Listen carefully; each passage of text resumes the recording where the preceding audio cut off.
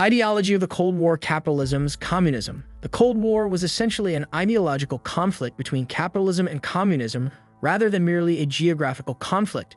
These two post-World War II regimes expressed diametrically opposed ideas about the economy, society, and government. To understand the dynamics of this critical juncture in history, one must comprehend their fundamental contrasts. In this video, we will go through 7 key points that illustrate the ideological divide between capitalism and communism during the Cold War. Number 7. Economic structure. The fundamental tenet of capitalism is private ownership, according to which businesses or individuals own and manage the means of production, including resources, land, and factories. The foundation of this system is the idea that people who are allowed to follow their own interests would innovate and contribute to economic growth, which will benefit society as a whole. Prices and production levels are determined by supply and demand, but customers can still affect market dynamics by making specific purchases. Because capitalism is competitive, companies are compelled to innovate, increase productivity, and cut expenses in order to draw in customers.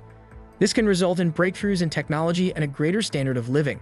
However, because wealth tends to concentrate among those who already possess capital, this system can also result in severe economic inequality due to differences in access to resources and opportunities.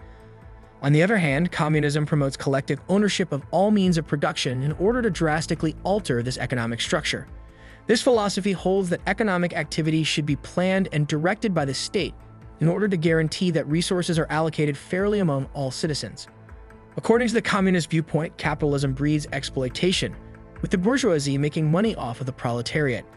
Communism seeks to create a society free from the disparities that characterize capitalism systems, where everyone's basic needs are supplied through the establishment of a planned economy and the elimination of private property. However, past experiences have demonstrated that centralized economic control can result in difficulties satisfying customer needs, a lack of innovation, and inefficiency. Number 6. Class system. In capitalist countries, the class system is defined by large differences in wealth between various social classes.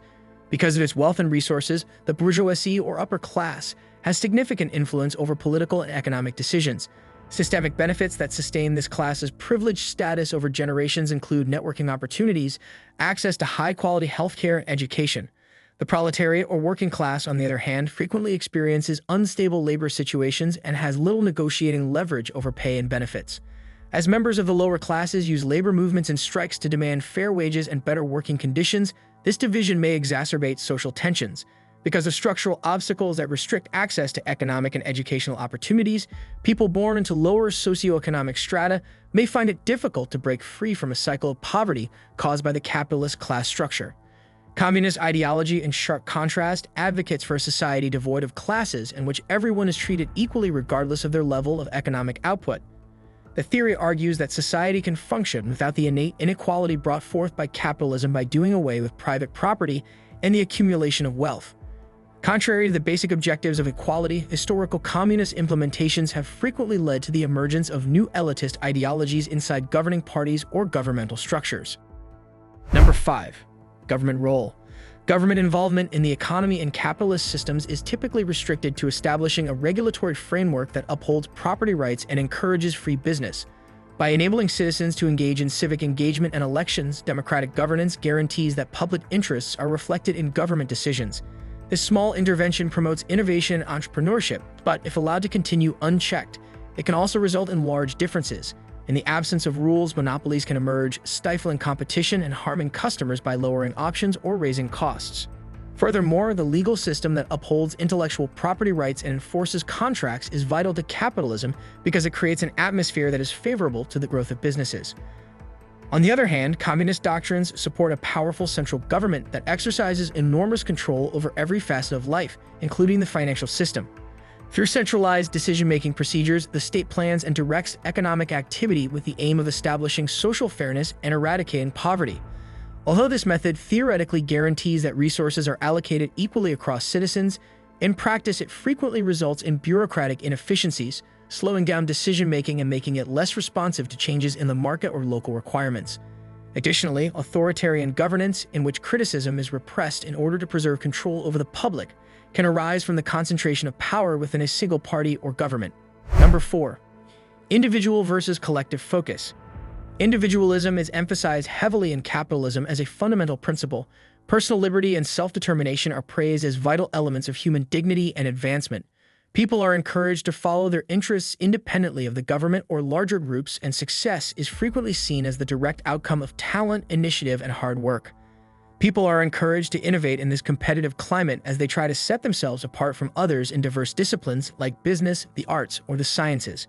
However, this emphasis on individual success can cause social isolation as people put their own interests ahead of the welfare of the community. It can also result in large gaps in wealth and opportunity, where some people have it all while others struggle to meet their fundamental requirements. By encouraging the notion that people should cooperate for the common good, communism, in sharp contrast, places a higher priority on the well-being of the group as a whole than on the goals of any one person. The success of a communist organization is determined by how well its members function as a unit rather than by any one person's achievements. This collectivist approach can stifle individual initiative when personal aspirations collide with society objectives or governmental mandates, even while it seeks to promote community spirit and solidarity among citizens. In reality, this frequently results in a society that prizes uniformity over originality or dissension, a dynamic that stifles creative expression. Number 3. Welfare systems. Welfare services are frequently closely linked to personal wealth in capitalist cultures. People who can afford better healthcare or education generally receive higher quality services than people who are unable to access these resources for financial reasons alone. Due in large part to their lack of financial resources, marginalized groups struggle to meet basic needs like access to quality healthcare or affordable education in their communities, which leads to significant disparities in access to essential services based on socioeconomic status. Wealthy individuals may also enjoy prestigious medical treatments and adult opportunities. Such disparities prolong poverty cycles and restrict opportunities for disadvantaged groups to move up the social ladder over time. This has wider societal ramifications in terms of overall health outcomes, educational attainment, etc., and exacerbates already existing inequalities within the structures of society as a whole. Communist ideology, on the other hand, support universal access to healthcare, education, and other necessities as fundamental rights that must be upheld by the state, which is in charge of guaranteeing equal distribution among all populations, regardless of the socioeconomic backgrounds involved. While this approach can lead to improved access for many citizens, especially those from lower socioeconomic backgrounds, it frequently faces challenges due to resource allocation inefficiencies and bureaucratic hurdles that hinder overall service delivery effectiveness. By funding these services through taxation and state ownership resources, communism aims to ensure that no one is left behind regardless of economic situation faced on a daily. Number 2. Ideological conflict. A strong ideological competition between capitalist nations, headed mostly by the United ones and communist ones, led principally by the Soviet Union, defined the Cold War. Both sides saw the other's ideologies as essentially at odds with their own values. Capitalism was seen as advancing democracy and individual freedoms, while communism was regarded as stifling individual liberties in favor of state control over all facets of life, including politics, economics, and culture.